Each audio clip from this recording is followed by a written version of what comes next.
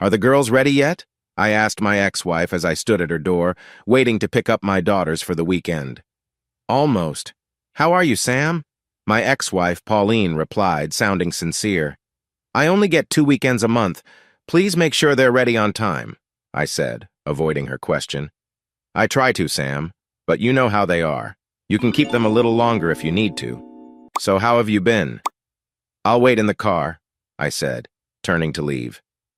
Sam. I heard her call as I walked away. I didn't turn back. We had this conversation often, her trying to ease her guilt, while I chose not to engage. A few minutes later, Karen, age 13, and Wendy, age 12, came rushing out of the house with their small bag of things for the weekend. They jumped into my car, immediately saying sorry, and my frustration faded. As much as I didn't want to admit it, Pauline was right. Getting kids this age anywhere on time was hard, and I found it difficult to stay upset with them.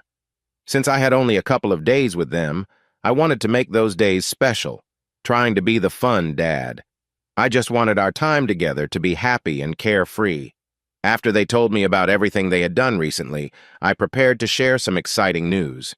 They had been asking about the new Nintendo game system, and I was finally able to get one.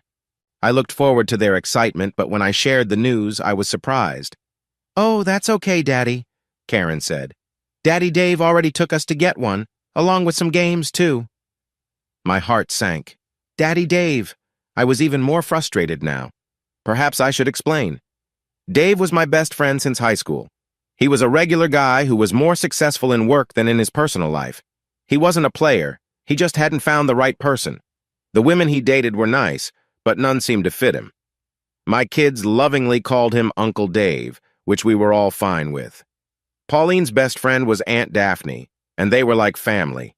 I had no idea anything was wrong. Nothing had changed in our marriage. Our interactions were friendly, and we still spent a lot of time together. I found out one Friday night when I came home. Pauline told me the kids were staying with friends for the weekend, and I thought she had planned something special for us. But that wasn't the case. I sat there shocked as Pauline told me she and Dave had feelings for each other, and that I would be getting divorce papers the next day. She said they had not crossed certain lines, which I didn't believe, but realized it didn't matter now. She would be staying with Dave that night and asked me to find another place starting the next day. I was upset and told her I wasn't going anywhere. I was mistaken. What she didn't tell me was that there was a court order that required me to leave the house. There were no claims of harm. Her lawyer simply asked the judge to give her temporary care of the children and the home until a hearing could happen, which meant I had to go, and the judge agreed. I didn't exactly fight the divorce, but I did make things difficult. I made demands like wanting the house, full care of the children, and child support that was a large part of her income. This made things go on longer, but eventually I grew tired of it and knew I had to move forward. I didn't have to pay alimony since our incomes were similar, but I had to pay child support, which made it hard for me to manage my money. I lived simply to make sure I could afford to enjoy some fun activities on the weekends I had the girls, which is why I had to save up for the video game system. If I had looked at things more clearly, I might have seen that Pauline tried to keep things as friendly as possible given the situation, but I didn't see it that way. I thought, why should she be friendly? She got what she wanted while I struggled to make things work and had limited time with my kids each month. It was basic math. Pauline and I had done well financially when we were together. Now I was gone, but she had a partner with a higher income, plus the child support I was paying. They were doing well while I was just getting by. Pauline and Dave got married just a couple of months after the divorce was over. The hardest part for me was the kids. I thought they might resist or be upset, but they handled it well. Dave had been around for a long time, so when he moved in, it didn't bother them. In fact, they seemed excited to have 2 homes, just like their friends. Pauline and Dave were nearing their 1-year anniversary, and I hadn't spoken kindly to either of them since the divorce. We only communicated about the children. Now, my kids were calling him Daddy. I tried not to let it bother me during the weekend, but by the time I dropped the girls off, I was feeling frustrated. I hugged them goodbye as they ran inside, probably eager to play on the new video game system waiting for them, just as Pauline opened the door. "I need to talk to you," I said, and she could tell I was serious. I turned and walked away from the house, and Pauline followed me. What's wrong, Sam? Can you explain why they call him Daddy Dave? They already have one dad, me. What's this about? Well, the girls wanted to call him something different than Uncle Dave since we were married. It felt strange for them to call him Uncle when we were out as a family. We thought about just using Dave, but that seemed odd too. So we came up with the name Daddy Dave. And who came up with that name? I think I did, but the girls liked it instantly. I mentioned that you might not like it, but they thought you would be fine with it. Please don't make this a bigger issue than it needs to be, Sam. You're not the one to decide what this should be. You shouldn't have to hear them call another woman Mommy, especially one who came into our lives and caused so much change. He didn't. And what about the video games? You knew I wanted to get those for them, but Daddy went out and bought them. I can't believe that. We thought they had waited long enough and weren't sure when you would be able to get them. We wanted the girls to have something to play. Yeah, and make me look bad while doing it. Sam, no.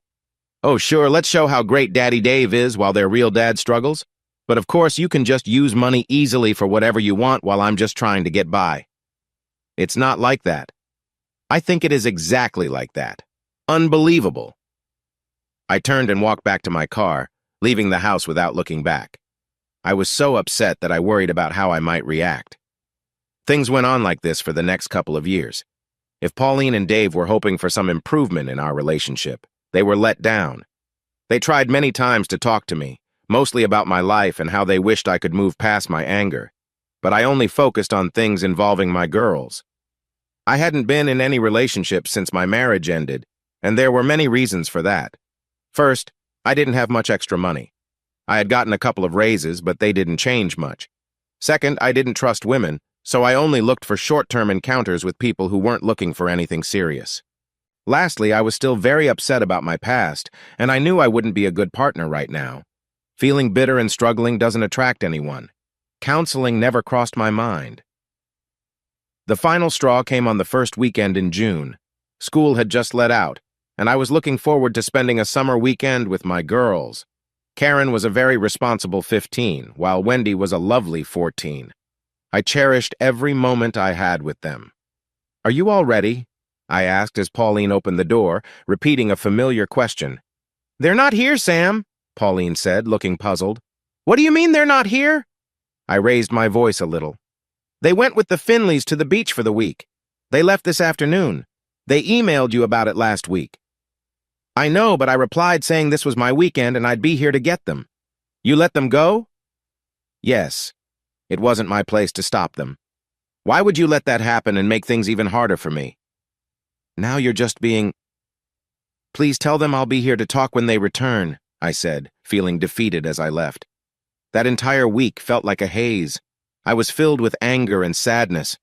I only got to see them 4 days a month, plus a few extra days for special events, and I didn't want to lose any of that time. If only I had known. I returned the following Friday night to share my feelings about their trip during my time. I had only been in the house a few times since the divorce, always when the girls asked me to come. I wanted to have this talk inside. I stepped into the living room where Pauline and Dave stood in the kitchen watching me. I wondered if they anticipated the conversation.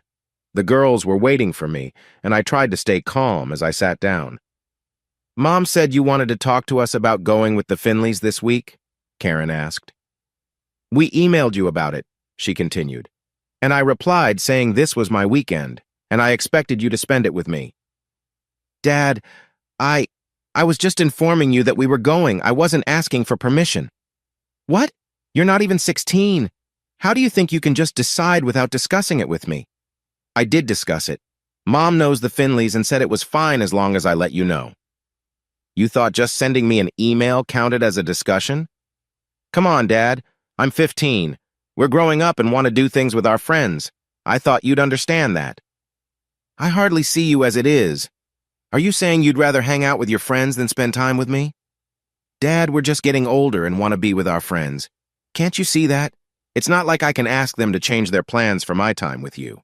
There's always something happening, pool parties, beach trips, and more. We hardly spend weekends here anymore. I realized my daughters were trying to tell me they wanted more freedom and social time without saying it directly. It felt like a deep hurt inside me, and I had to accept that this chapter of my life was ending. I suddenly felt sadness about losing my girls instead of anger. I didn't want them to see how much it affected me, so I tried to hide my feelings. Okay, so do you want to stop the weekend visits?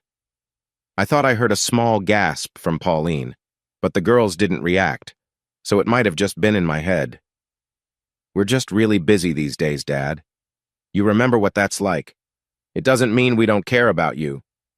That's exactly how it felt. 4 days a month, and they couldn't even manage that. They had their mom and her new partner for the rest of the time. I no longer had a spot in their lives. I hadn't expected my time as a father to fade now that the girls were teenagers, but it had. Sure, girls, I understand. We can stop the visits, and you can enjoy yourselves. They both jumped up and hugged me tightly. Thanks, Dad. We knew you'd understand. They ran off to their rooms to do whatever. It didn't really matter anymore, did it? They had no idea how much this changed everything for me. My role in their lives was shifting. I stood up and walked toward the front door when Pauline stepped in my way. You okay, Sam? I tried to compose myself. I probably didn't succeed, but I did my best to look strong. Yeah, I'm fine. Actually, this gives me a chance to focus on things I've been putting off. I thought of a friend in North Carolina who has been encouraging me to visit for a long time. As I opened the door, it took a moment for Pauline to understand what I had just said. She quickly came closer and turned me around. Wait, Sam, you're not saying you're moving to North Carolina, are you? Yeah, why not? You heard them. They don't need me, and they haven't for a while. Thanks to you. Now they don't even want me. This is just the result of what you started, Pauline. There's nothing left for me here, and no one who wants me. You've moved on, and now they have too. You both are their guardians now. I'm out of their lives. Congratulations. You won. I could feel tears in my eyes, and I wanted to escape. I couldn't think of anything worse than breaking down in front of the two people who changed my life. I hurried out the front door and towards my car, struggling to get the key in the lock, my emotions making it difficult. Sam, wait, I heard Dave say as he put his hand on my shoulder. I didn't say anything. I turned around and punched him in the jaw as hard as I could. He fell, but quickly got back up. I had been waiting a long time for this moment. Pauline hurried to check on him as I struggled with my keys again. Sam, don't do this. They still care about you, even if they don't see it now. If you go, it will hurt them. What do you want me to do, Polly? Just sit in my apartment, wishing for a chance to see my daughters? Or worse, be their second choice if they have nothing else to do that weekend? It won't be like that, Sam. Yes, it will. You heard what they said. The only thing I looked forward to was their visits, and now that's gone. You'll break their hearts. I doubt that, but if I do, I won't be the only one feeling that way. Sam. You saw how happy they were that they didn't have to come to my place for weekends anymore. I honestly think they won't even notice I'm gone, at least for a while. Sam, please don't do this. I never wanted this. Maybe you did. Maybe you didn't. It doesn't matter now. Maybe I'll see you again someday. Finally, I got the car door open. Dave was back on his feet, and they both stood there with serious faces, though I wasn't sure they meant it. I sat in my car, pausing before closing the door. I looked at them one last time. Take care of my girls. They both nodded slightly and watched as I drove away. I wondered if they would tell the girls anything. I hoped not. I didn't want them to feel they had to spend time with me out of pity or obligation. It seemed like it was time for us to go our separate ways. What is hardest about a family breaking up is losing the dreams we had. Pauline and I used to talk about growing old together, welcoming the kids and grandkids, hosting holiday gatherings, and all sorts of other plans. The end of my marriage felt like the end of many of those dreams for me. I had looked forward to graduations, weddings, and grandkids, and now it seemed all that was gone, too. Maybe I would reconnect with the girls someday, but it felt like this was really the end. I called my friend Tim, and he offered me a job. It would pay more, though I still planned to support my kids. They didn't need it, as I mentioned before, but it was my last way to stay connected to them, and I wanted to fulfill my responsibilities. Just because I didn't want to face the sadness of being close yet far away didn't mean I didn't love them and want to help. I wasn't entirely honest when I said Tim had wanted me to move to North Carolina for years. He actually just told me he would always have a job for me if I ever needed one, and now was the time to take him up on that. My apartment lease had a part that allowed me to break it with 30 days' notice if I had to move for work, so I had Tim send them the required letter. I had already paid my last month's rent, and I told them to keep my security deposit instead of cleaning the place myself. I packed my car with my belongings, though I was sad to see it didn't fill up completely, and then I drove off. I pushed myself to drive quickly because being alone in the car made me miss my girls even more. When I arrived in Durham, it was raining, which felt like a sign of something. Tim ran a home services business and had a job lined up for me. I mostly did home repairs and handyman work, and I also took care of some pest problems. Tim suggested I get training to handle electric and plumbing work too, and I said I would think about it. Tim had never been married and had a string of girlfriends, some interesting and some quite ordinary. None of them seemed to think he was a long-term partner, but they enjoyed his company while it lasted, and that suited him just fine.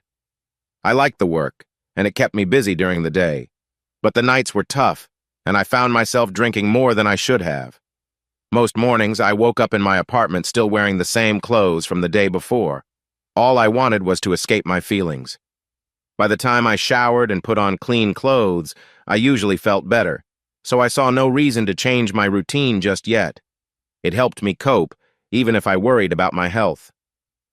A few weeks later, Tim had his annual 4th of July party. He had a nice house with a big backyard, perfect for hosting. He bought fireworks to set off when it got dark. The afternoon was filled with laughter, music, swimming, and some volleyball.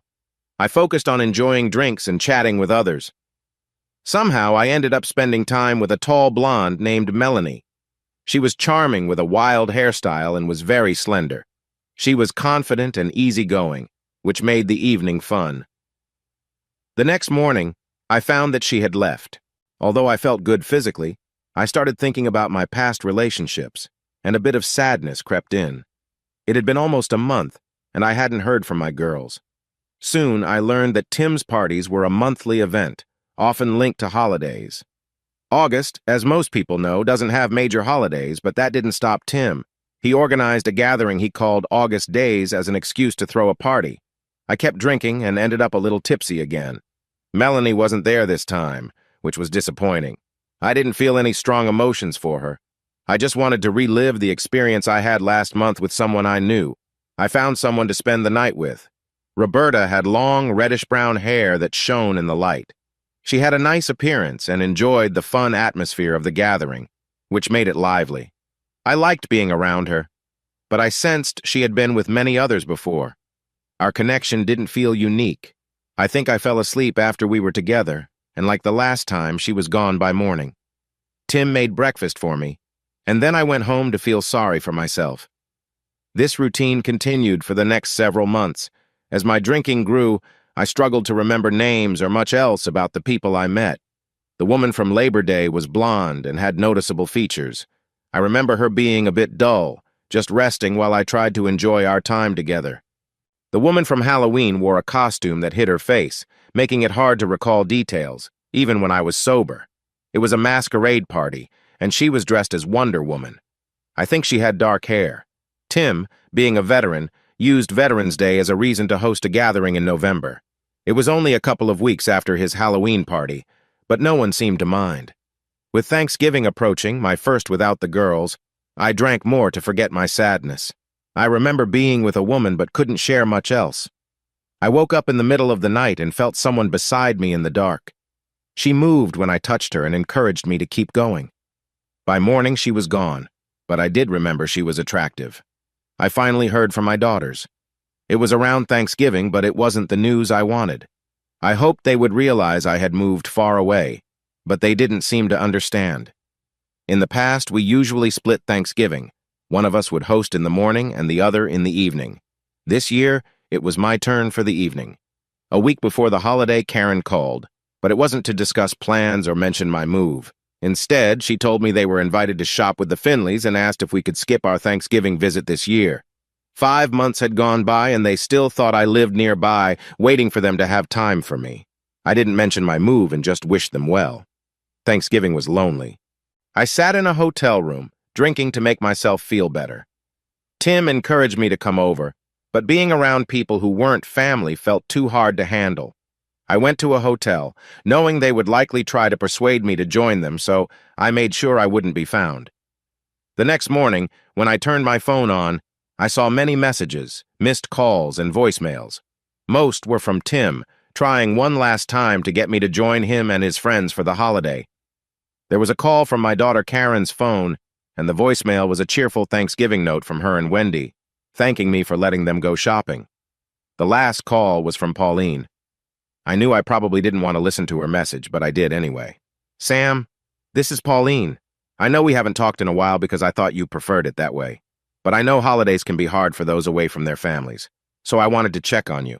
I know the girls called you. They still care about you, even if they don't fully understand everything going on right now. Please remember they are just kids and are busy with their own lives. I realize you might not want to talk to me, but I hope you will let me know you're okay. Just a text or email will do. I'm really sorry for how things turned out. Please, Sam, let me know you're all right. I deleted all the texts and emails, then sent a quick message to Pauline to let her know I was alive. It wasn't the same as saying I was okay, but it felt easier than facing what might happen if I didn't reply. Not that I wanted to deal with anything else, so I opened another beer. It wouldn't take the pain away forever, but for a little while, it was fine with me. In the following weeks, I struggled to keep it together. When I wasn't working, I was drinking, often too much. Somehow, I managed to stay sober enough for work, but it was tough at times. As Christmas and New Year's approached my first without my girls, I felt even more down. No one had ever felt as bad as I did or had gone through what I had, at least in my mind. I knew others had faced worse situations, but it didn't stop me from feeling like my struggles were the worst. The call I had been waiting for finally came. First, there was a message from the girls asking about Christmas plans. Since the divorce, we had shared Christmas Eve and Christmas Day.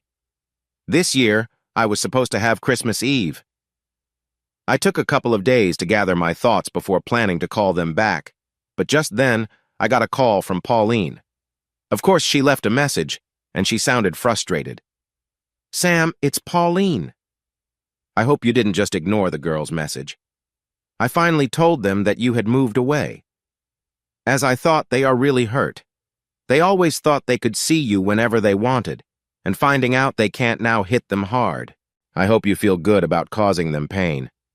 I hate to say this, Sam, but right now I don't trust you with them.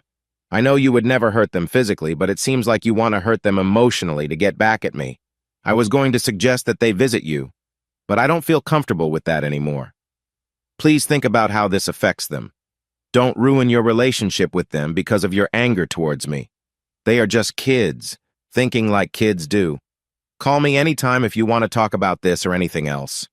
Merry Christmas, Sam, I yelled in frustration in the empty room. I drank a couple more beers and then called her back. Sam? You can't keep me from seeing my kids when I already can't see them. Sam, are you drunk? Let's see, yeah, pretty much. You shouldn't drink that much, Sam. It's not good for you. Not good for me? What do you care? You took everything I had. Why do you care what I do to myself? I do care about you, Sam. I could see how much you cared when you left me for someone else. I could see how much you cared when you let the kids pull away from me, too. I didn't mean to. You're not being honest, Pauline. You sent them away on my weekend so they wouldn't have to see me. You don't think about how that affects me. I could hear her take a deep breath. Sam, I know you're upset, so I'm not going to argue with you. Let's talk when you're feeling better. I can't believe you're judging me. You left me, and you don't get to tell me what to do. I'm going to hang up now, Sam. Then it was quiet. She had hung up. I spent Christmas alone. I stayed in bed most of the day. I tried to distract myself with sports on TV, but all the Christmas reminders just made me more sad and led me to drink even more beer. I woke up to a Lakers game, having either fallen asleep or passed out. I smiled a little at the Lakers being behind by 20 points against the Rockets. Then I was out again. With a service company like Tim's, there's not much time off. We can't just close for the holidays like some places do. Tim had a job from a mortgage company to fix up a house that was damaged after it was foreclosed. There were several of us working there, including plumbing and electrical teams. I was helping with the drywall, and it had turned out to be a fun couple of days. These guys knew how to have a good time. It felt nice because when I worked with other teams in the past months, they seemed a bit unfriendly and kept their distance, like they had trouble accepting me. I thought maybe it was because Tim and I were friends before I started here, but these guys were really friendly, and I liked the teamwork we had. Around mid-morning, I noticed Tim's truck parked outside. He got out of the driver's seat, and a guy I recognized, but didn't know by name, got out of the passenger seat. They both entered the house, greeting everyone, then walked over to me. "Hey, Sam, can I talk to you for a minute?" "Sure, Tim. I can always make time for the guy who pays me." I hoped to get a laugh from the others, and I did. Tim, however, only gave a slight smile. "Let's step outside for a moment," Tim said, heading toward the door, expecting me to follow. Once outside, the other guy moved away, clearly wanting to give us privacy. "How are you doing, Sam?" Tim asked. "I'm doing okay, I guess," I replied, curious about where this was going. "Good to hear. Have you had anything to drink today?" "Only what I usually have at night for the past 6 months," I joked. Tim gave a small smile but didn't seem really happy. "Not what I mean. I mean today," he said, his expression becoming serious. "What?" "No, Tim, not at all." "Great, but please do me a favor. Blow into this." He took out a small white device and held it up. I looked at it with caution. "What is it?" "It's a breathalyzer. I just need to check." I glanced around. The other guy was watching me, and my coworkers looked at me too, then quickly disappeared from the windows. I realized I might not be as accepted as I thought. Tim wouldn't be here unless someone had mentioned something. I might have had a drink this morning," I said hesitantly, knowing he wouldn't like that. "Oh, well, that's okay," he replied, lifting the breathalyzer again. Knowing I had no choice, I took the device and blew into it. I didn't know what would happen next, but I sensed it wouldn't be good. Tim looked at the screen after taking it back. His small smile vanished right away. "You blew .04, Sam. That's more than just a drink this morning." "Okay, but I'm not legally drunk," I said. "That's for driving, Sam. But if something goes wrong at the job site and OSHA tests you, they'll find you under the influence, and I could get in trouble. Plus, there's the risk if someone gets hurt." "Tim, I'm fine." "You're not fine," he said loudly. "What you do at home is your business, but here we have safety to worry about. But when you bring trouble here and put me and my team at risk, it becomes my business. I need your keys." One good thing about working for Tim was the use of company vehicles. We took them home each night so we could go straight to our jobs and have everything we needed. I handed over the keys. "You're done for the day. Here's what will happen. Oscar will drive you home, then come back here to take your spot on the crew. Tomorrow, instead of coming here, you'll come to my office so we can talk about this." I stood there feeling small. Instead of feeling sorry for myself, I was growing angry. I felt fine and didn't appreciate being treated like a child. "You know what, Tim?" I said as I took off my hard hat and tossed it aside. "I don't need this. Just keep it." I walked away from him to my truck, climbing into the passenger seat and waiting for Oscar to take me home. He quietly got into the driver's seat and started the engine. We drove in silence back to my apartment, except when I gave him directions. When we pulled up to my place, I thanked him quickly and went inside, shutting the door with a loud thud. I was furious. I felt perfectly fine and wasn't having any issues. Someone must have said something to Tim. I didn't need anyone judging my choices. I opened my refrigerator and saw my stash of beer. Why not? I thought. I didn't have to work tomorrow. I woke up in a bright room I recognized as a hospital. I didn't remember how I got there, but it seemed like a good place to be. A couple of minutes later, a nurse entered the room. "Good, you're awake." "What happened?" I asked, still feeling dazed. "The doctor will be in soon to talk to you." She checked a few things on the monitor and my IV, then left to get the doctor. I looked around the room. The walls were a light color, and there was a board showing my nurse's name as Brenda and the doctor as Anderson. I thought the doctor would be older and maybe a man. Imagine my surprise when a very skilled-looking young woman came in, reviewing what I guessed was my chart. She looked Hispanic and seemed to be in her 30s. "Good afternoon, Mr. Beckman. It's nice to see you awake. How are you feeling?" I didn't reply right away. In my foggy mind, I was trying to connect the lovely woman in front of me with the name Anderson. "Mr. Beckman?" "Sorry, I was just surprised. I expected someone different when I heard the name Anderson." "Well, thank you. If it helps, my husband is a white guy, but he's still young. That's why he has that name. So, how are you feeling?" "Very tired and just kind of blah, I guess. What's wrong with me?" "Well, based on your test results, it looks like you have consumed a lot of alcohol over time. You have alcohol poisoning and are also very dehydrated. If your friend hadn't called for help when he did, things could have gotten much worse." "Friend?" The doctor quickly looked through her papers. The ambulance was called by a Tim Banks. "Of course." "Mister?" "Banks requested to be told when you wake up, but we need your okay for that. Is that all right?" I wanted to say no, but I nodded instead. "Yeah, that's fine. We'll keep you here for a few days for observation. As your body gets rid of the alcohol, there might be some issues that need attention. Any questions, Mr. Beckman?" "I don't think so." With instructions to rest, Dr. Anderson left my room, and I was alone. I turned on the TV for some background noise and tried to relax. I felt okay, so I figured I wouldn't need those few days, but who was I to argue with a good doctor? About an hour later, someone knocked on my door, then opened it a bit. I heard a man's voice. "You ready?" "Tim." "Yeah." He walked in with that relaxed style of his and stopped a few feet from my bed. "How you doing?" "I'll manage. I haven't quite decided if that's a good thing or not," I said, giving a half smile. "I guess I should thank you." "No need, Sam. You can thank me by getting better and returning to work." "I didn't think I still had a job." "What? Do you think you're the first person to tell me to leave? Sam, we've been friends for a long time, and I want to help you through this. I don't agree with all your choices, and honestly, I think it's time to think things over. My advice is to get motivated, set your life straight, and rebuild your relationship with your kids. What happened affected your marriage and family.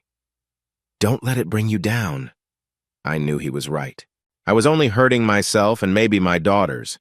If anything, I was giving Pauline what she wanted. It was time to get it together. Tim and I talked for another hour before he left.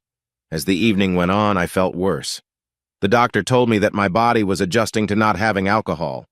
I hadn't had a drink in about 24 hours, which hadn't happened in months, and my body was reacting. It was a bit sad to think about. I made it through the night and left the next day.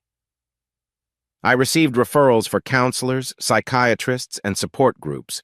I kept everything close at hand, but deep down I felt like I didn't really need them anymore. I thought the wake-up call from Tim and my recent time in the hospital would help me find a better path. I stayed away from work for a few more weeks. Tim was very kind, understanding that I needed the time off and considering what I had told him. I had saved enough money, so the financial strain was manageable. When I returned to work, I was excited.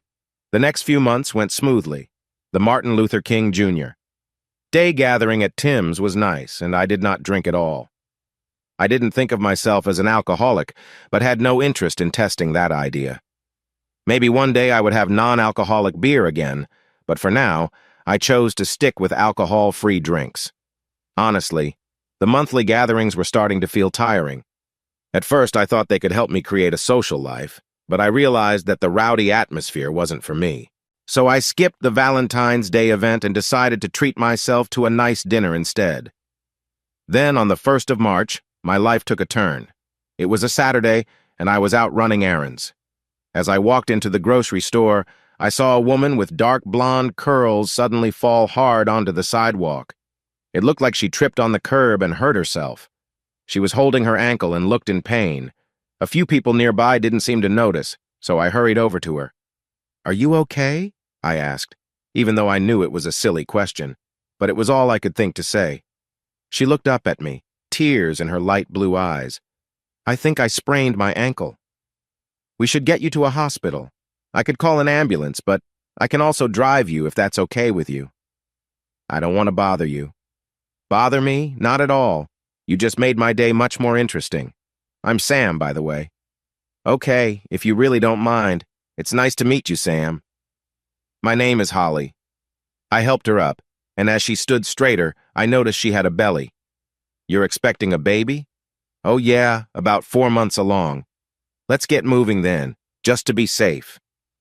I lifted her gently and carried her to my truck. I set her down for a moment to open the door, and then helped her into the passenger seat. Although she was small, lifting someone can be a little tricky. We took a short drive to the emergency room at the local hospital. I went inside to ask for a wheelchair, then helped Holly from the truck into it. There was no one waiting, so she was taken back to a room right away. I didn't assume I could join her, and since she didn't ask me to, I stayed in the waiting room for 4 hours. I kept myself occupied by playing games and browsing the internet on my phone. I thought she would call her family soon, and then I could quietly leave. But everyone who came was either a patient or there for someone else. So I waited and waited. Finally, the doors opened, and Holly came out in a wheelchair, pushed by a nurse. I guessed she was a fan of UNC, but it might have just been a coincidence. Holly was looking back at the nurse, chatting, and I heard the word taxi. The nurse didn't seem to notice me, likely because she was focused on Holly. When Holly turned and saw me, her bright smile was hard to miss. The nurse brought her over and gave me a look that asked where to go next. I led Holly outside to my truck and helped her inside. I thanked the nurse, though she had already turned and walked away. Then I climbed into the driver's seat. I didn't expect you to stay, Holly said. I thought I'd wait until your family came, but no one showed up, so I decided to stay. I don't really have anyone here besides my mom, and she's out of town for work. Have you called her? If I call, she'll just worry and rush home. I'll be fine. Since you waited, could I ask you for a ride to my car? I glanced at her bandaged ankle, then back up at her eyes. Holly, I don't think you can drive with that ankle. Oh, I didn't even think of that, she said, looking down at her foot. How about I take you home and then we can figure out how to get your car? That's very kind of you, Sam, but I've already taken up too much of your time. True, but it's been nice to help. Way more interesting than sitting at home watching TV. I'm happy to assist if you're okay with it. Thank you, Sam. She gave me directions to her house, where she lived with her mom. I parked in the empty driveway and carried Holly from the truck to the house. I started toward the couch, but she stopped me. Sam, I really need a restroom. Would you mind? I turned to the hallway and followed her instructions to the restroom. I waited nearby while she took care of things. While I waited, I ordered an Uber. She called out to me, and when I entered, I saw she had managed to stand and get dressed again. I lifted her and took her over to the couch. What now? She asked. I should go get your car. Overnight parking isn't allowed. How will you do that? I ordered an Uber to take me. Can I have your keys? Oh, Sam, you're doing too much for me, but I really appreciate it. She handed me the keys, gave me the plate number, and told me where she had parked. Then I went outside to wait for my ride. It should only be a few minutes. I paused at the doorway. Holly, would you like to have dinner with me tonight? I'd love to, Sam, she said with a bright smile. But I'm not really feeling well enough to go out. That's okay. I thought I could get something while I pick up your car and we can eat here. As I started to leave, I heard her say softly, Sam. I turned back, noticing her serious look. Sam, you do remember that I'm pregnant, right? I know I'm a man, Holly, but I do have some sense, I replied with a smile. I remember. Why do you ask? It's just, a lot of men might not want an instant family. I wanted to be sure you knew what you were getting into. Holly, we've just met, and we have much to learn about each other. I can promise you that your pregnancy is not an issue for me. Okay, Sam. I just wanted to be sure. I understand. I'll be back as soon as I can.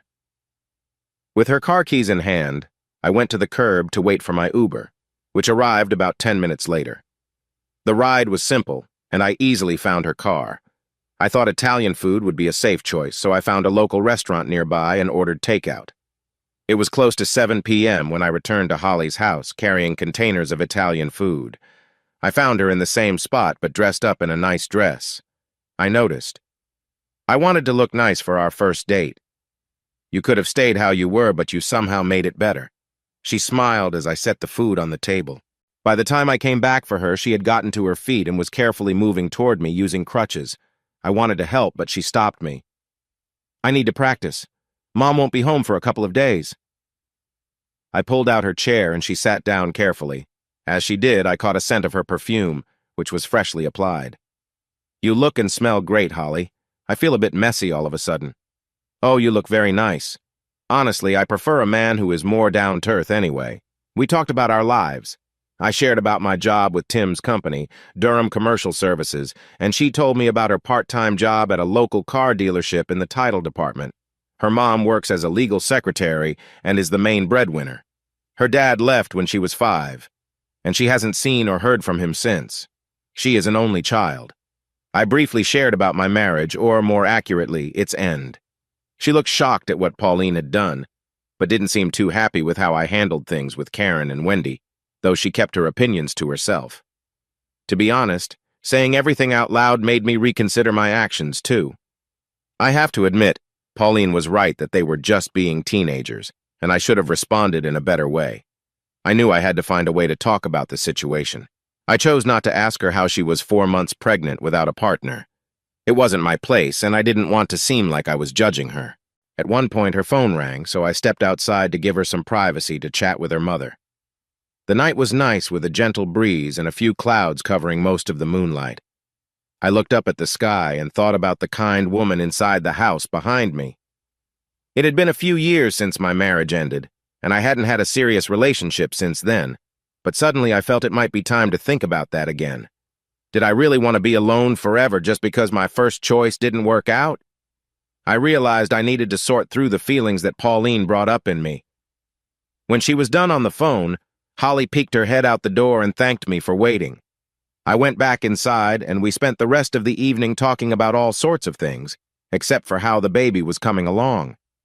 She didn't share any details, and I didn't ask. Before I knew it, it was midnight, and our yawns told us it was time to go to bed. She walked me to the door, and we said a quick goodbye, making plans for me to come back the next day. I drove home feeling good and slept really well. The next day, I arrived at her house around 9 a.m. with breakfast from a nice cafe nearby. It was a bit pricey, but I didn't mind. I knocked on the door and waited patiently since Holly was using crutches. When the door opened, she looked like she had just woken up. Her curly hair was a little messy, and she wore a brace along with an emerald green nightshirt.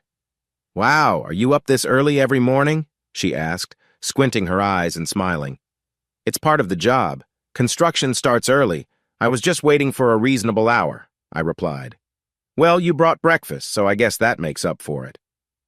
We shared a moment of connection, then I got to work setting up breakfast while she carefully moved to a chair.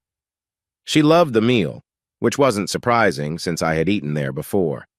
I suggested we spend the day driving through the countryside. I had lived in North Carolina for several months, but hadn't really gone anywhere except work and Tim's parties. So off we went. It was a lovely day, and we had a great time. We visited a museum that thankfully had motorized carts, so Holly didn't have to walk around much. We had lunch at a cozy diner and spent some time relaxing in a park we passed by. It felt nice, and I noticed that Holly liked to touch me now and then, just a hand on mine or leaning against me. When we got back to her home, she was tired and her leg was hurting. I helped her get ready for a bath, making sure to keep her brace dry. While she bathed, I found ways to keep myself busy, then helped her into bed. We decided I would visit her after work the next evening. She usually worked on Mondays, but planned to take a few days off to rest her foot. I brought some tacos from a family-owned taqueria when I came over.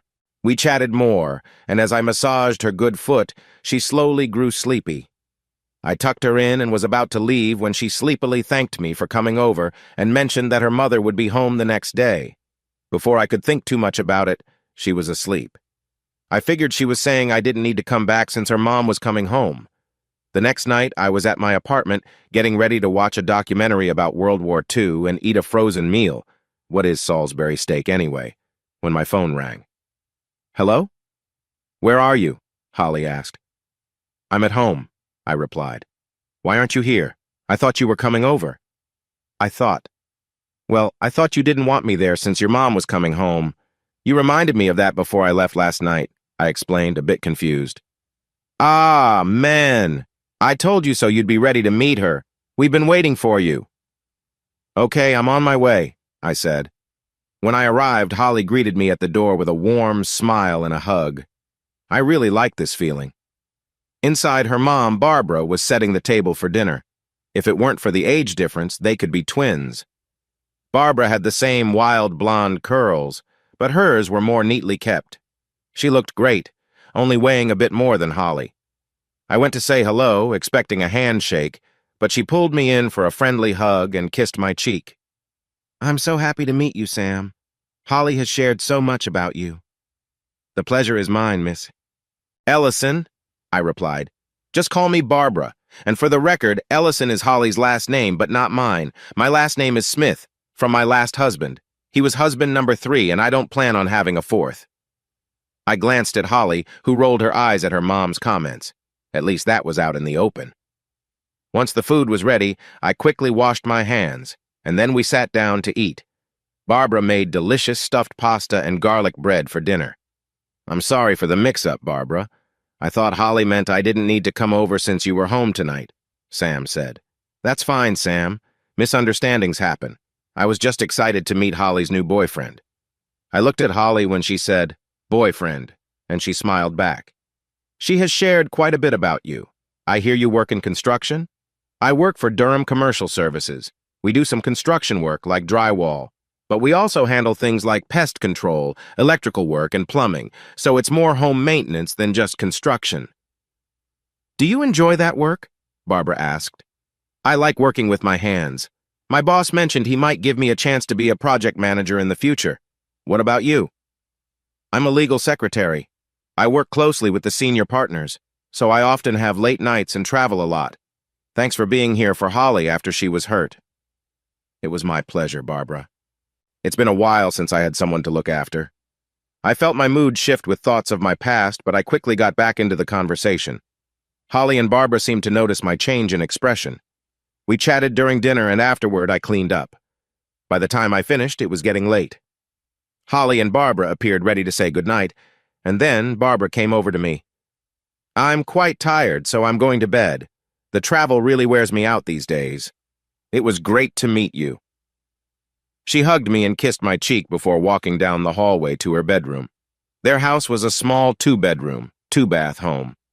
Barbara had the master suite in the back, while Holly used the other bedroom with a bathroom just across the hallway. Holly asked me to turn off the lights while she picked a movie on Netflix. They had a nice, spacious couch, so there was plenty of room for us to sit together.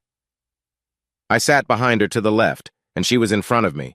It was a romance movie, but I found it hard to focus on anything but the lovely woman sitting close to me. She smelled like jasmine, and her hair was pulled up in a bun, which highlighted her graceful neck. I put my arm around her waist, and she held my hand lightly. I leaned closer, resting my forehead near her shoulder. Holly shifted slightly, a small smile on her face, indicating she felt comfortable with me. After a little while, she let go of my hand and playfully ran her fingers through my hair. With my free hand, I gently rubbed Holly's baby bump, remembering how much Pauline liked that kind of touch when she was pregnant. That feels nice, Holly whispered. The movie faded into the background as we enjoyed being close. As my hand moved softly across her stomach, Holly lay back, giving me a cheerful smile. What's funny? I asked. I was just thinking how we had this whole place to ourselves for 3 days, but you waited for my mom to come home before you got brave enough to come closer, she said with a little laugh. I couldn't help but chuckle. In my defense, I didn't know I was your boyfriend until your mom said it earlier, I replied. Oh, you are definitely my boyfriend, she said with a playful grin. We shared a warm moment, feeling comfortable with each other. I continued to rub her baby bump as we relaxed together, thankful for the closeness we had found. I certainly appreciated how she felt about it. We lay facing each other, though I turned a little to make sure we had space. Holly had changed her shirt, and we shared soft kisses while I held her hand. Our bond grew deeper as we enjoyed the moment.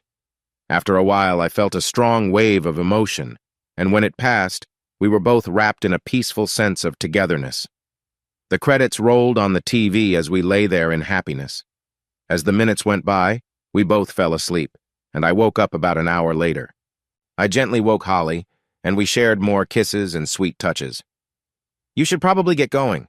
You have work tomorrow," Holly said. I knew she was right, but I really didn't want to leave. I was ready to wake up early to head home before work if I had to. Making the choice for me, she carefully got up from the couch.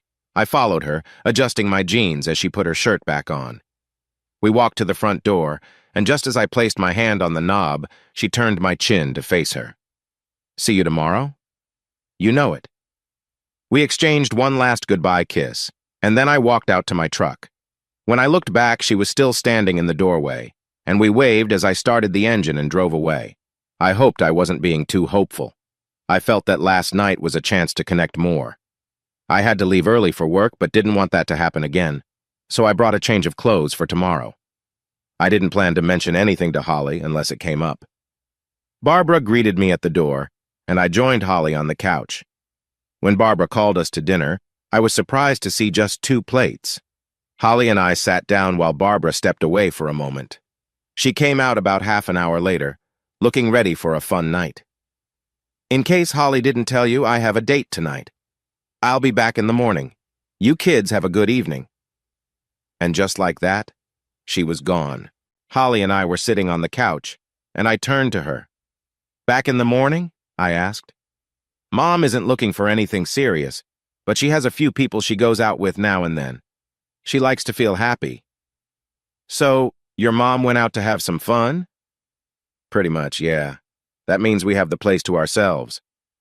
She moved closer to me, and we shared a moment together. She wrapped her arm around my neck while I gently touched her shoulder. I felt comfortable and enjoyed being close. After a while, we shifted positions. She lay back while I knelt beside her, making sure she was comfortable. Even though she felt a little uneasy, she wanted to stay that way so we could look into each other's eyes, and I liked seeing her smile. I took my time at first, being careful, but she encouraged me to be a bit bolder. I wanted to make sure we both enjoyed the moment. Throughout the night, our connection felt special. The short flings I had when I arrived in North Carolina weren't the same as how I felt with her. I had missed this kind of closeness. I spent the night with her every night that week. We explored our relationship, finding ways to connect while keeping her comfort in mind. I was tired every day but happy to be with her. 2 weeks after her fall, I was back at the job site. Even though I had been busy with work, we spent almost every night together, even if some of them were just for resting. Tim and Oscar arrived at the job site together. I quickly checked my surroundings and was glad to see everything looked normal. I wasn't worried since I hadn't had a drink since leaving the hospital, but I felt a bit frustrated at the idea of someone possibly reporting me. Surprisingly, Tim went into the house we were working on while Oscar stayed by the truck. Tim greeted the workers and praised their hard work. Eventually, he came over to me. "Got a minute, Sam?" I nodded and walked over with him. I looked for any signs of worry, but he seemed calm. "Is there a problem, boss?" "Nope, just doing some site visits and wanted to check on you.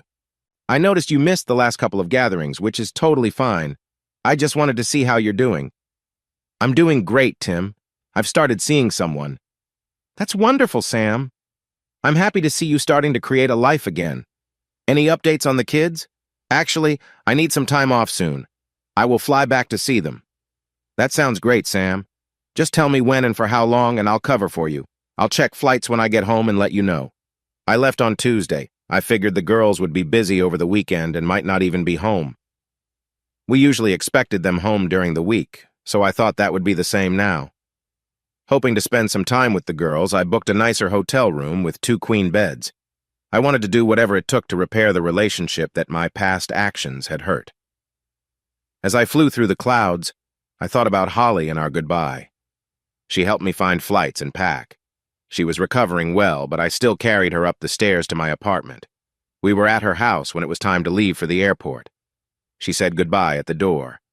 We shared a long, warm hug, her forehead resting gently on my chest after we pulled apart. "I'm going to miss you, Sam. I care about you." I thought she was concerned about sharing her feelings, but she didn't need to be. I lifted her chin to meet her gaze. "I care about you too, Holly. I'll be back as soon as I can." She smiled and hugged me again, and I took those warm feelings with me back to Austin. My flight landed at noon, so I got some lunch and checked into my hotel. I picked up a few essentials at the store for my stay and waited. The girls usually came home from school around 4:30, so I planned on that. Then it was generally homework until dinner. I hoped it was still the same way. At 5:15, I arrived in front of the house in my rental car. I saw Pauline's car in the driveway and an older Nissan I didn't recognize. Dave's car was missing, so I figured he was still at work. Part of me expected someone to greet me as I walked up, but nobody did. I thought that meant no one had seen me, or maybe that no one was interested. We would find out soon. I knocked on the door and waited, then heard a voice say, "Coming." The door opened, and there stood Pauline. I had to admit she looked as nice as ever. But I also realized I didn't have any feelings for her anymore, which I couldn't have said before. She looked surprised to see me and quickly stepped forward to wrap her arms around me. I'm not sure I would have hugged her back, but she held my arms down, so it didn't matter. "Sam! Oh my gosh, it's you! Are you back? Have you moved back? The girls will be so happy." She finally let go and pulled away. "No, Pauline, I haven't moved back. I flew in to see the girls." She looked a bit let down, and I guessed it was for the girls, not for herself. I briefly wondered if all was well in her new life, but that wasn't my business, so I quickly put it aside. "Oh, okay. They're working on their homework. I'll get them." "Pauline, wait. I need to tell you something first." She closed the door and turned to listen. She seemed nervous, probably thinking I was about to say something uncomfortable. "Pauline, I just want to say I'm sorry for how I spoke to you on the phone that time. You know the one I mean." She nodded. "I was hurt. I was. Angry. You were drunk." "I was drunk, which is never a good mix. I didn't want to admit it, but you were right. I could barely take care of myself, let alone the girls. But you didn't deserve to be treated that way, and I wanted to apologize." "Thank you, Sam. I really appreciate that. It was a tough time for everyone. Are you in town for long?" "I'm flying back on Sunday. I hope to spend a few days with the girls." "Why don't you keep them the whole time you're here? I'll have them pack for a few days." "I'd really appreciate that. Thank you, Pauline." "Sam, would you think about coming here tomorrow to talk after you drop the girls off at school? Just you and me." I expected this. Pauline often wanted to talk about things. I figured she was trying to ease her own worries, but I thought it was time for another chat. After taking a deep breath, I replied, "Sure, Pauline, I can do that." Thinking my answer meant more than it did, she seemed happy and smiled. "Great. Tomorrow, then. I'll go get the girls and have them pack." Before long, the front door flew open and my girls rushed out, jumping on me with excitement. I couldn't hear everything they said, but there were plenty of apologies, declarations of love, and joy. Finally, we ended up on the lawn, me on my back, and the girls piled on top of me. They had grown a lot in such a short time. With both trying to talk at once, I raised my hand for silence. "Girls, you don't need to apologize or ask for forgiveness. I was the adult, I was meant to be, and what happened was on me. I felt like I had already lost your mom, and I was afraid of losing you too, and I didn't handle it well." "Yeah, Dad, but we could have been more considerate," said Wendy. "But then you'd be giving teenagers everywhere a bad name." I laughed, trying to lighten the mood. "Listen, girls, we can go in circles about blame, but I want us to focus on the future. Your mom said I can keep you until I get home on Sunday, so please pack your bags." "But Dad, this weekend." "Don't worry about this weekend, young lady," Pauline interrupted. "Just go get your things packed." I watched as the girls rushed to gather their things, making sure they were out of view. "This weekend?" I asked Pauline. "We had some plans for the lake," she replied. "Dave's parents have a place there, but we can put that on hold. This is more important." "Thank you, Pauline. I didn't mean to interrupt your plans." She nodded and went to check on the girls. I went to my rental car to make sure there was enough space for their bags, and soon we were on our way. We stopped at a hotel to unpack, and the girls happily flopped on the bed they would share, taking in their surroundings. For dinner, we went to Texas Roadhouse. I jokingly pretended to groan at Karen's salad order. It was a big salad, and it looked delicious, but honestly, this is a steakhouse. Wendy impressed me by ordering a steak and a loaded baked potato. Sometimes you need to treat yourself. We spent the evening talking and catching up. Karen mentioned she had a boyfriend. Is any dad really ready for their daughter's first boyfriend? His name was Rob, and he was in a couple of her classes. She showed me a picture, and he seemed nice enough. But I once was a teenage boy, too. Eventually, I encouraged them to finish their homework. I relaxed and surfed online, feeling thankful that my past issues had only cost me some time with my daughters and not our relationship. A few times, they caught me looking at them. We smiled at each other and then returned to what we were doing. It felt really nice. The next morning, I took them to school and then drove back to my old house to talk to Pauline. Honestly, I didn't see much reason for it. We were divorced, and it had been years. I was ready to discuss the kids and be more involved in their lives despite the distance, but I wasn't sure that was what Pauline wanted. I was barely halfway to the front door when Pauline opened it, waiting for me. She had a glass of water ready for each of us, and we sat at the kitchen table. I remembered all the talks we had there, including the one where she told me about the divorce. "Thank you for coming, Sam. I know you didn't want to. Unless we're discussing the kids and making a plan for me to see them, I don't see why we need to talk, Paulie." "Sam, it's been 4 years and we haven't really talked. I understand you were hurt, and I felt that too. I hoped that time would help ease the anger, but it seems like it hasn't." "Why would it? Has anything changed?" "No, nothing has changed. You broke our trust." She tried to speak, but I raised my hand to pause her. "Whether you had feelings for someone else before our separation or not, you broke our promise. You spent time with another person and didn't tell me the truth. You chose to leave, which affected our family. You left me to deal with everything and took most of the time with the girls and more of our finances. Things just happened this way, Sam. I didn't marry David for money. We care about each other and are happy. That's great for you, but it doesn't change how I feel. Should I just be happy because you are?" "Well, no. My point is that I didn't leave you for the purpose of hurting you or gaining wealth. It just unfolded that way." "Fine. Good for you. I'm glad that my difficulties didn't cause you more problems." "That's exactly what I mean. You want to twist things so I seem cruel, like I did this to hurt you. But that's not true. Whether that was your intention or not, you should have seen the likely results. What usually happens in a divorce? The mother usually keeps the kids while the father gets less time. That couldn't be helped." I struck the table hard with my hand. "Yes, it could. It wouldn't have happened if you had stayed loyal. For you to have developed feelings for David, you must have allowed that to happen.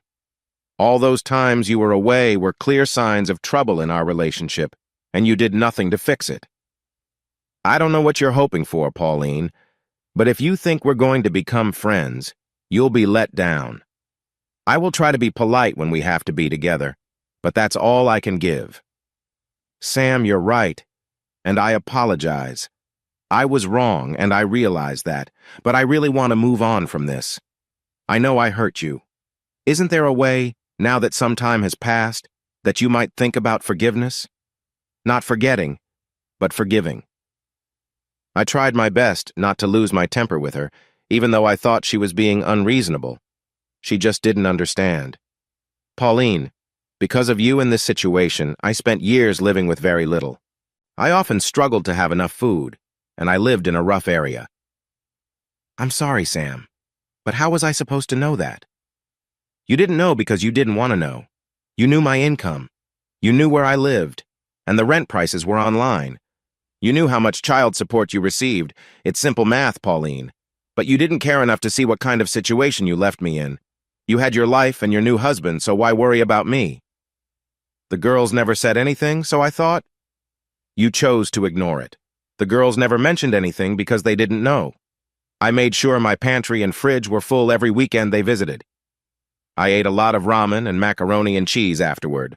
Luckily, 1 box of mac and cheese could give me 2 meals if I managed it well.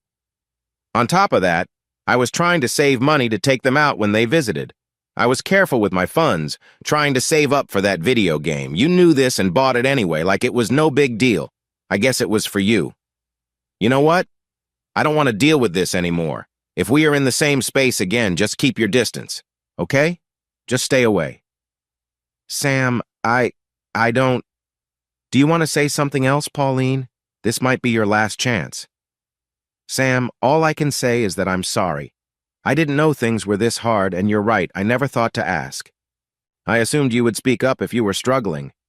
Yeah, having my wife leave me for my best friend wasn't hard enough. Let me just go to them and tell them how tough things are. Sounds great.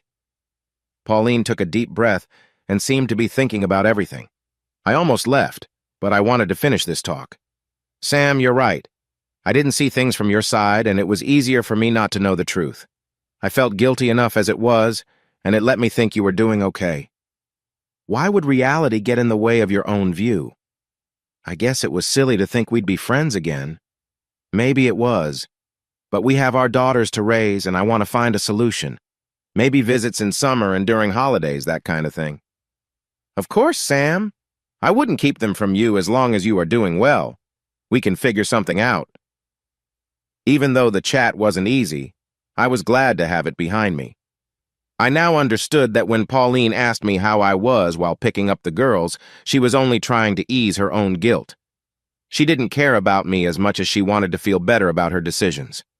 After that, I picked up the girls from school, and we headed to a nearby mini-golf course. We didn't keep track of scores and just enjoyed ourselves. When we got back to the hotel, I had them do their homework while I ordered pizza. During dinner, it was my turn to answer questions. I shared stories about my life in North Carolina, leaving out the tough parts while apologizing for how I had managed things. They told me I was forgiven and were just glad to be back together. They were especially excited about visiting me in North Carolina. I also talked about Holly. They were surprised that I was dating someone who was going to have a baby, and I encouraged them to share their thoughts. "Dad," Wendy said, "you're almost done with us, and now you might be starting over." That's quite a commitment. You do know you're almost 40, right? Her smile was wonderful. We had always enjoyed joking around, and I was glad we still had that. I think I remember that, but with my old mind, I can't keep track of everything. I plan to get a modified wheelchair to keep up with the younger crowd.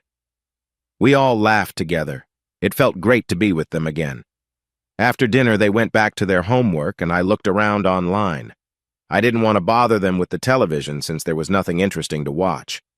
Once the girls were asleep, I called Holly to update her on everything. We talked for about an hour, sharing how much we missed each other. I mentioned my wish to have some time with the girls, and she said she couldn't wait to meet them. After we hung up, I headed to bed. The rest of my visit was similar. We had dinner out on Friday and spent time together on Saturday since the kids didn't have school. I was flying out early Sunday, wanting to enjoy every minute with them. They seemed excited about our plans and didn't show any signs of wishing to be elsewhere. On Sunday morning, I dropped them off at home. They asked me to come inside to say goodbye to Pauline. I was trying to be a good role model, but it was hard. I hadn't seen Dave the whole trip, and that continued today. I figured he was avoiding me. The plane ride home was a mix of emotions. I felt sad leaving the girls, but was glad things were going well when I left. I had missed Holly a lot, and looked forward to seeing her again. Once I landed, I took a cab straight to her house. Barb answered the door and led me to Holly's room. "She's waiting for you," she said with a warm smile. I opened the door to find Holly resting comfortably on the bed. "Hurry up," she called. "I'm waiting for you." We enjoyed a special moment together until we were interrupted by a knock on the door. "It's been quiet for a while, so I'm here to remind you it's dinner time," said Barbara's voice. "Come eat and recharge." Holly and I exchanged happy smiles, then got dressed and joined her mother for dinner. As June approached, I moved in with Holly and Barbara. I stayed there most nights anyway, so I decided not to renew my lease. It saved me money, and I made sure to help with the bills. With the school year over for the girls at the end of May, I flew them out for a visit in mid-June. This way, they could have time off after school and spend time with their friends while being with me in North Carolina for Father's Day. Holly got along well with them right away, and they all had a great time together. While I was busy with work, Holly took them out to have some fun, like going to the movies. Every night, Karen and Wendy would excitedly tell me about their adventures and ask when I was going to propose. I shared with them that I already had the ring and was just waiting for the perfect moment. I think they liked being part of the secret. There were many tears when we dropped them off for their flight home during the last weekend in June. I hoped they could visit again before school started in August, but I wasn't sure if that would happen. Their next visit would be for Thanksgiving. I wanted to go to Texas to see them, but with my job and Holly expecting a baby soon, I wasn't sure how we would manage that. To celebrate the 4th of July, we planned to go to Tim's party. I knocked on the door, and Tim greeted Holly and me by name, which surprised me since I didn't know they knew each other. As more people arrived, we didn't have a chance to chat, but he did congratulate Holly on the baby. We went inside and mixed with the guests for a bit, and soon I went to get some food for Holly and me. Holly had been very hungry lately, and I knew I would end up with less food on my plate. As I was serving myself some macaroni salad, Tim came over. "You didn't mention that Holly was your girlfriend," he said. "I didn't think it was important," I replied. "I just found out you two know each other. It's more of a mutual friend situation. She came to some parties last year. Her last one was the Halloween party, I think. She dressed up as—" He suddenly stopped talking, looking off into the distance as if lost in thought. I waited a moment before asking, "What's going on, Tim?" He snapped back to reality but still seemed deep in thought. "How far along is she?" he asked. "About 8 months. Why do you ask?" "It's just Sam. Do you remember the Halloween party?" "I remember bits of it. I wasn't sober, so not much. But why?" "Well, you might not recall, but you and Holly had a moment that night. I saw you go into one of the spare bedrooms." "You're mistaken, Tim. One thing I do remember from that night is the dark hair of my, date. Holly is very blonde." "I get that, but Holly was dressed as Wonder Woman that night with a dark wig. And of course she had a mask on like everyone else." I paused and thought back to that night. Maybe it could have been a wig. But even if I had met Holly earlier, I didn't see the point of this conversation. "Okay, let's say you're right. So what?" Holly had just ended her relationship a few months ago after being with her boyfriend for a long time. He had chosen to be with someone younger. At that time, neither of them was making great choices. I didn't know much about Holly's life, or if she was seeing anyone else at that time. "Tim, what are you saying?" "My point, Sam, is that the Halloween party was 8 months ago, and she's 8 months pregnant. Sam, that might be your child." Tim's words struck me hard, leaving me without words. Could this really be true? Holly and I hadn't talked much about our past. She knew about my marriage and how it ended, and that I had turned to drinking for a while. But we never discussed my past relationships or how she became pregnant. It was time to find out. I put the plate of food down and went to look for Holly. She was with a few other women and smiled when she saw me coming. "I thought you would bring food. I'm pretty hungry. Eating for 2, remember?" "I know. We need to talk." I took her hand and led her to one of Tim's spare bedrooms. It might have been the same room Wonder Woman and I had visited months back. Holly noticed the look on my face and seemed worried. "What's wrong, Sam?" she asked as I had her sit on the bed. "I've never asked about your pregnancy. I've always thought it was your choice to share. But now I feel the need to ask." "I've seen it that way too. Why do you want to know now?" "Do you trust me, Holly?" "Absolutely, Sam. With everything. I promise I have a reason. I'll share it later, but for now, can you tell me what happened?" She lowered her head in thought, then looked back at me and began to speak. "Terry and I had just broken up a couple of months before. We were together for years, and he said he didn't need a marriage certificate to be committed. Ending things for someone younger hit me hard." "What did you do after that?" "Many women might seek attention to feel wanted. I did the opposite. I shut myself off, avoided people who tried to help. I was very down and let myself go. My mom let me be like that for a while, but eventually encouraged me to get out. I finally agreed to go to Tim's Halloween party with friends. I knew Tim, but not well. My friends had let him know what happened, so he'd be okay with me coming. He's always been good with people. I wasn't much of a drinker, but even with a little, I felt more relaxed that night.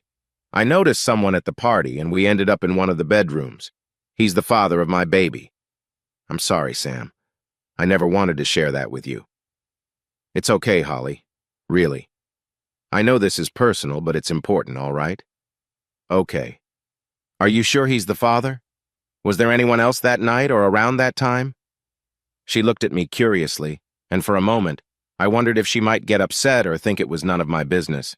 But then she replied, "No, Sam, no one else.